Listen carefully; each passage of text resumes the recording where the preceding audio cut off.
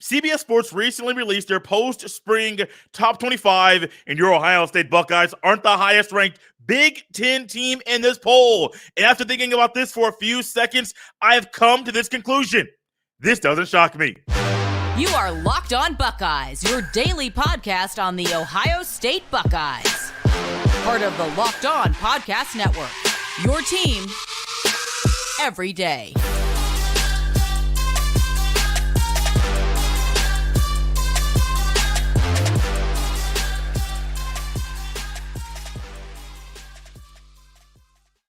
What's up, Buckeye fans? Welcome back to another episode of Locked On Buckeyes for the Locked On Podcast Network. I'm your host, Jay Stevens, also the host of the Jay Stevens Podcast. It is a Thursday, May 11th in the year 2023, and I want to thank you for making Locked On Buckeyes your first listen or first watch of every single day. During today's episode, we will discuss a possible tweak to Ohio State football schedules we might see in the future. And Bryce Sensabaugh receives an invite to the NBA Combine.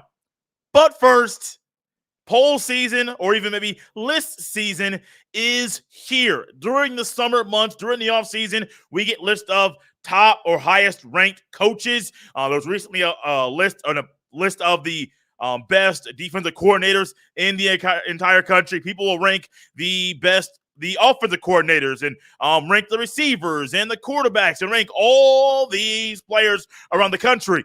I also love publications like CBS Sports doing these type of polls, a post-spring top 25, because it's not only going with the end of spring practice, it's also going with the end of the second portal window of the offseason closing, because if you just did it when that was open, there'd be players that could transfer out that might impact how a team is ranked in this poll.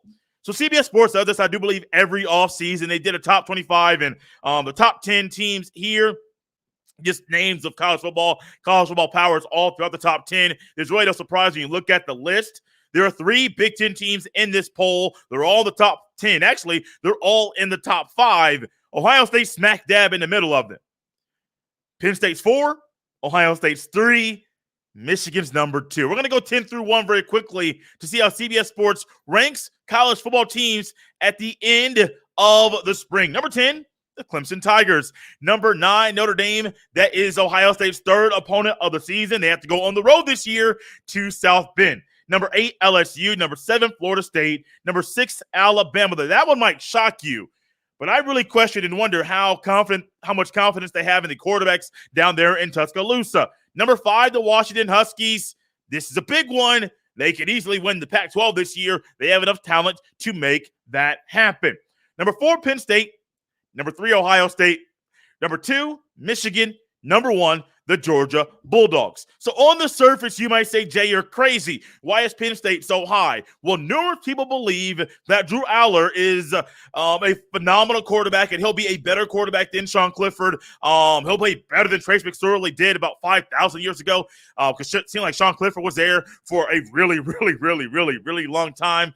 But Drew Aller seems to be a guy people believe in. People that cover recruiting say Drew Aller is going to be a really good quarterback over there in Happy Valley. But also O-line, D-line, defense, there's a lot of good things going. You add in a really good running back room over there for the Nittany Lions. That's a good reason why. Big reason why Penn State is number 4. It's also a belief in James Franklin as well that he might turn the table. When it comes to Ohio State, we kind of highlight some of the issues they have and questions. Offensive line, you got a lot of questions there. Defense, got questions on the D-line, got questions in the secondary. And on offense, new quarterback, that's a big one. That's a huge one. Like, we expect Ohio State to be in the top or near the top of all of these preseason polls just based on the recruiting and the talent they recruit and retain every single year. But when it comes to Michigan, I think Jim Harbaugh has a belief, not just in the Wolverines players, but also in people around the country, that Michigan has overtaken and might be the better team when you're comparing them to the Ohio State Buckeyes. Here's what CBS Sports had to say in regards to Ohio State being the number 3 team in this poll. This was also put together and written by Dennis Dodd, the senior writer for CBS Sports. Here's what he had to say about Ohio State being ranked at number 3 in this poll. Quote, CJ Stroud is gone. The offensive line lost a lot of talent. There are questions on defense. Ryan Day must beat Michigan this year. Sounds like doom and gloom for the nation's number 3 team. Cal McCord is the likely candidate to replace Stroud. In limited play over 2 seasons, he has completed 71% of his passes. The former 5-star out of Philadelphia seems up to it. Reminder, the season comes down to beating Michigan, end quote.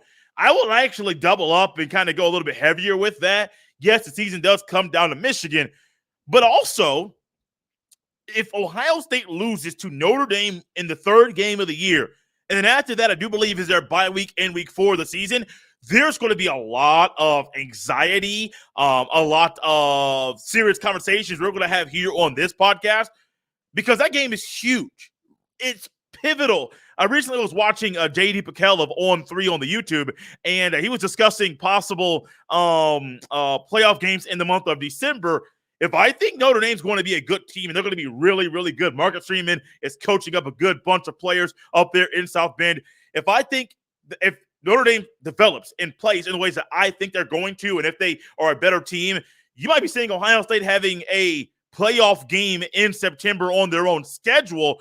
And I don't think many people really show the respect to Notre Dame like I do believe Ryan Day and the other coaches and Brian Hartline and everybody else in Columbus will, or if they don't plan to, I think they should, because Notre Dame could really derail this whole playoff thing for the Buckeyes during the 3rd week of the season.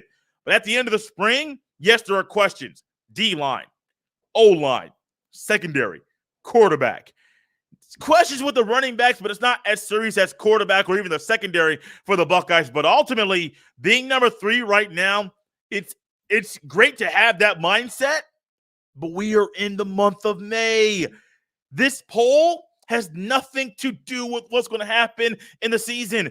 In the season, the AP poll, the coaches poll, all the polls that come out, the Sagan ranking, which is a computer ranking, all those polls that come out have nothing to do with what happens on the football field, in the shoe, or wherever else the Buckeyes play every Saturday in the fall. Ultimately, this is just a ranking and a poll. You're taking a snapshot of the entire country. Being number 3 is great in this poll. Sure hope the Buckeyes live up and play to that number 3 ranking coming up in the upcoming season, because if not, as Dennis Dodd says, if the Buckeyes, I want to elaborate more on what he said, but if things come down to beating Michigan at the end of the season, if that doesn't happen, y'all can only imagine the kind of conversations we're going to have right here about Ohio State football, Ryan Day, and the rest of the coaches during the offseason. But number 3 in this poll, it's not a bad spot to be. It's only a few teams that can be in that spot. Ohio State is there, but I hope during the season, a lot of the questions we have and we are wondering what's going to happen, I hope a lot of those we get answers about, and they're answers that provide a positive outlook about the future of Ohio State football in 2023. Speaking of 2023, how about we look beyond that? Because there could be a possible change to Big Ten scheduling that impacts the Ohio State football team. What tweak might we see? We'll discuss it next here on Locked On Buckeyes. This episode is brought to you by Built Bar. Looking for a delicious snack but don't want all of the sugar and calories? Then you need the best tasting protein bar ever. Built. If you're like me and you want to make healthier snack choices, but you don't want to compromise on taste, I've got just the thing for you. Built Bars and Built Puffs. What makes Built Bars so good? Well, for starters, they are all covered in 100% real dark chocolate. I'm not sure how Built does it, but these bars taste like a candy bar while maintaining amazing macros. And what's even better is they are healthy. Only 130 calories and 4 grams of sugar with a whopping 17 grams of protein. And now you don't need to wait around to get a box. For years, we've been talking about ordering Built Bars at Built.com. But now you can get them at your local Walmart or Sam's Club, while you can still get your specialty flavors at Built.com. Head to your nearest Walmart today, walk to the pharmacy section, and grab yourself a box of Built Bars. If you're close to Sam's Club, run in and grab a 13-bar box with our hit flavors, Brownie Batter Puff and Churro Puff. You can thank me later. Thanks for making Locked On Buckeyes your first listen every day. Make sure you subscribe to Locked On Buckeyes on Apple, on Spotify, on the Odyssey app, or even on YouTube. Make sure you subscribe so you don't miss a beat. If you are a YouTube subscriber, make sure you hit that bell so you're notified every time a new video goes live. Locked On Buckeyes is a part of the Locked On Podcast Network, your team every day. So down the road in the very near future, there might be a slight change and alteration to how Ohio State schedules football games. 2024, 2025, and beyond. The Big Ten recently announced that they are strongly considering removing the requirement for league teams to play a Power 5 non-conference team annually. That will possibly start in 2024. This is also the same year that the Big Ten is adding USC and UCLA to the conference. So I don't think it's any surprise to anyone that this change might come during that year. This also comes during the same time that Ohio State adds a couple non-conference games to its future schedules. In 2024, they added Western Michigan. And then in 2029, the Buckeyes added Nevada and Charlotte. Wait. You may be like, pause, let's rewind this. Did Jay just say what I think he said, that the Big Ten might remove the requirement for Big Ten teams to play a Power 5 school in the non-conference, but then also unveil a Buckeye schedule in 2024, the 3 non-conference games where the Buckeyes are not playing a Power 5 school? That is correct. It's very confusing. There's a rule that was started in 2016. There's a loophole in it, which even then, if the rule does not change, the Buckeyes are still following the current rule. Since 2016, the Big Ten began requiring league members to play at least one non-conference Power 5 opponent annually. However, Big Ten schools could ask the league office for exemptions for other programs not in a Power 5 league to count as its requirement. Besides teams from the other Power 5 leagues, ACC, Big 12, Pac-12, and SEC, plus Notre Dame, several non-Power 5 programs counted toward the Power 5 requirement. That includes the 3 service academy schools, Army, Navy, and Air Force, along with BYU, Cincinnati, UConn, and others. This is coming from a report from Brett McMurphy from the Action Network. So you may be just like me, like, whoa, did I skip over a realignment where certain schools are going to a Power 5 school conference and I didn't realize it? No, you didn't. It's just a rule and a loophole in the current rule that might not be a loophole that needs to be utilized anymore, because the Big Ten is saying, hey, we might not require this anymore. And honestly, I kind of wish they would keep it. I kind of wish they do. You want to talk about strength of schedule, a way to get more teams in the playoff, especially in the first year of an expanded playoff. Imagine Ohio State playing. Realistically, this isn't like far-fetched. Division's going away after the end of this season in 2023. 2024, Ohio State playing Michigan, Penn State, every single year. That being scheduled and set in stone. Yes, those are 2 of the best programs in the conference. I get it, but geographically, it just makes sense. Now, if you say Ohio State plays Michigan and Nebraska every year, and then you add in maybe a Purdue or in Iowa, Wisconsin, something like that, to where you're getting one of those schools, I think Nebraska will be a whole lot better in 2024 than they're going to be this year, and definitely how they were over the past few years under Scott Frost. So if you think about just that, let's go to the first example. Ohio State plays Michigan, Penn State, and let's just say Iowa in 2024, and those are the schools they're going to play every single year. They also have to go on the road to, let's just say, USC in that year. That's a tougher schedule, tougher season than the Buckeyes are used to having. Then imagine in the non-conference in 2024, throwing a random team out there.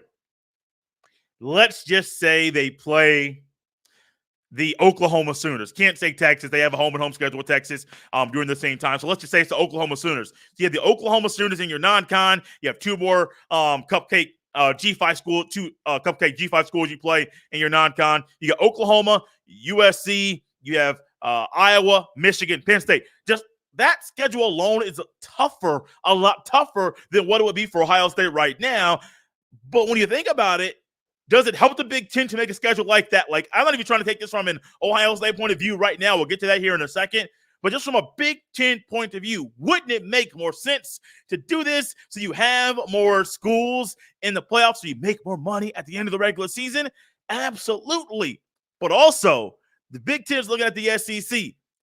I believe every SEC school and every even ACC school schedules an FCS opponent every single season. So the Big Ten said we don't want to stoop to that level. We'll bring in some blue bloods of the sport to our conference in 2024, but also let's remove this rule that there's a loophole too, so you don't have to utilize the loophole to still follow said rule. I know it's a tongue twister, but you kind of understand where we're going with this now. From an Ohio State point of view, it makes it easier for you to get to the playoff. It makes it a whole lot easier for you to be somebody that ends up being able to find a smooth sailing path to the playoff. I mean, I know you want to be prepared for it, but ultimately the Buckeyes, even though the standard is the standard is high and it should not be changed, let's just say they happen to slip up once because of a tough non-conference schedule, they'll still make it in the playoff down the road. But if you don't have that happen, and let's just say like in the new rule, there's 3 G5 non-conference games are all in the shoe. That's more money for Ohio State. That's more people that can visit the shoe for the very first time. We all love going to the Horseshoe to watch the Buckeyes play football. So there's things that happen and it can impact the fans. There are things that happen that can impact the overall profit Ohio State makes in a season.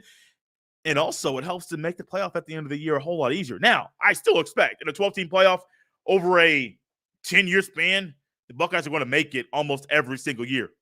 Just realistically, you could probably pencil down if Ryan Day stays on this path that he's on, you can see Ohio State being in the playoff over a 10-year span, all 10 seasons, because Ryan Day's doing some great things with the Buckeye football program right now. I personally still wish they didn't do this.